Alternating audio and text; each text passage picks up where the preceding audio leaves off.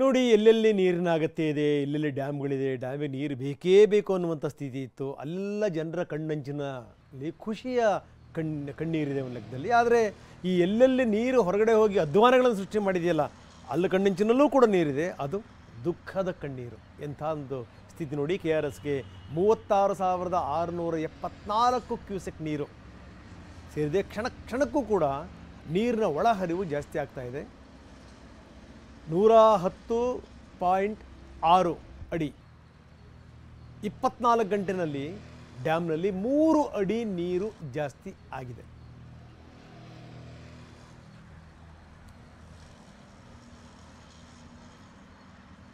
ನಮ್ಮ ಪ್ರತಿನಿಧಿ ಅಲ್ಲಿಂದ ಒಂದು ಪ್ರತ್ಯಕ್ಷ ವರದಿ ಕೊಟ್ಟಿದ್ದಾರೆ.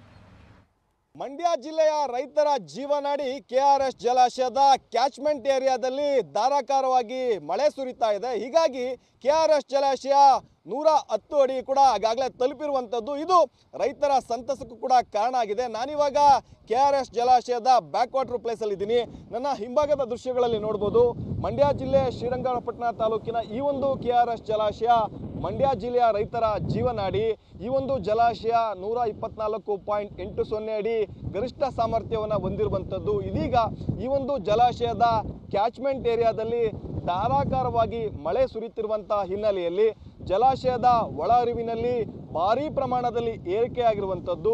ಈಗಾಗಲೇ ಈ ಒಂದು ಜಲಾಶಯ 110 ಅಡಿ ಕೂಡ ದಾಟಿರುವಂಥದ್ದು. 110 ಅಡಿ ದಾಟಿರುವಂಥದ್ದು ಕೂಡ ಮಂಡ್ಯ ಜಿಲ್ಲೆಯ ರೈತರ ಸಂತಸಕ್ಕೂ ಕಾರಣ ಆಗಿದೆ. ಯಾಕಂದರೆ ಈ ಒಂದು ಡ್ಯಾಮ್ 110 ಅಡಿ ತಲುಪಿದ ನಂತರದಲ್ಲಿ ಬೆಳೆಗಳನ್ನು ಬೆಳೆಯೋದಕ್ಕೂ ಕೂಡ ನಾಲೆಗಳಿಗೆ ನೀರನ್ನು ಹರಿಸ್ತೀವಿ ಅಂತೇಳಿ ಸರ್ಕಾರ ಈಗಾಗಲೇ ಭರವಸೆಯನ್ನು ಕೊಟ್ಟಿತ್ತು. ಜಲಾಶಯ 105 ಅಡಿ ತಲುಪಿದ ನಂತರದಲ್ಲಿ ಈಗಾಗಲೇ ನಾಲೆಗಳಿಗೆ ನೀರನ್ನು ಹರಿಸ್ತಿರುವಂಥದ್ದು. ಆದರೆ ಅದು ಕೇವಲ ಕೆರೆ ಕಟ್ಟೆಗಳನ್ನು ತುಂಬಿಸೋದಕ್ಕೆ, ಕುಡಿಯೋ ನೀರಿಗೆ, ಜಾನುವಾರುಗಳ ಪರ್ಪಸಿಗೋಸ್ಕರ ಮಾತ್ರ ನಾಲೆಗಳಿಗೆ ನೀರನ್ನು ಹರಿಸ್ತೀವಿ, ಕೇವಲ 15 ದಿನಗಳ ಕಾಲ ಮಾತ್ರ ಹರಿಸ್ತೀವಿ ಅಂತ ಹೇಳಿರುವಂಥದ್ದು. ಇದು ರೈತರ ಆತಂಕಕ್ಕೆ ಕಾರಣ ಆಗಿತ್ತು. ಈ ಬಾರಿ ಬೆಳೆಯನ್ನು ಬೆಳಿಬೇಕಾ ಬೆಳಿಬಾರ್ದಾ ಅನ್ನುವಂಥದ್ದು. ಯಾಕಂದರೆ ಬೇಸಿಗೆಯಲ್ಲೂ ಕೂಡ ನೀರನ್ನು ನಾಲೆಗಳಿಗೆ ಕೊಟ್ಟಿರಲಿಲ್ಲ. ಹೀಗಾಗಿ ಮಂಡ್ಯ ಜಿಲ್ಲೆಯ ರೈತರು ಯಾವುದೇ ಬೆಳೆಗಳನ್ನು ಬೆಳೆದಿರಲಿಲ್ಲ. ಹೀಗಾಗಿ ಸಾಕಷ್ಟು ಆತಂಕ ಮನೆ ಮಾಡಿತ್ತು. ಆದರೆ ಕೊಡಗು ಜಿಲ್ಲೆಯಾದ್ಯಂತ ಧಾರಾಕಾರವಾಗಿ ನಿರಂತರವಾಗಿ ಮಳೆಯಾಗ್ತಿರುವಂತಹ ಹಿನ್ನೆಲೆಯಲ್ಲಿ ಜಲಾಶಯದ ಒಳಹರಿವಿನಲ್ಲಿ ಸಾಕಷ್ಟು ಹೆಚ್ಚಳವಾಗಿರುವಂಥದ್ದು.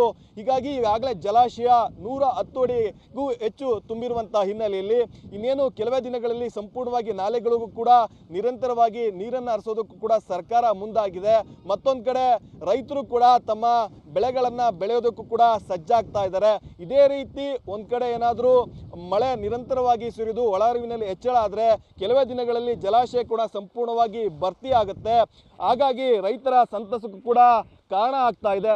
ಒಟ್ಟಾರೆ ಹೇಳುವಂಥದ್ದಾದರೆ ಈಗಾಗಲೇ 100 ಅಡಿ ಈ ಒಂದು ಜಲಾಶಯ ತುಂಬಿರುವಂಥದ್ದು ಮಂಡ್ಯ ಜಿಲ್ಲೆಯ ರೈತರ ಸಂತಸಕ್ಕೆ ಕಾರಣ ಆಗಿದೆ.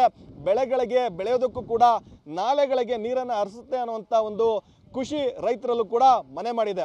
ಕ್ಯಾಮ್ರಾ ಪರ್ಸನ್ ಗುರುರಾಜ್ ಜೊತೆ ಪ್ರಶಾಂತ್, TV9 ಮಂಡ್ಯ.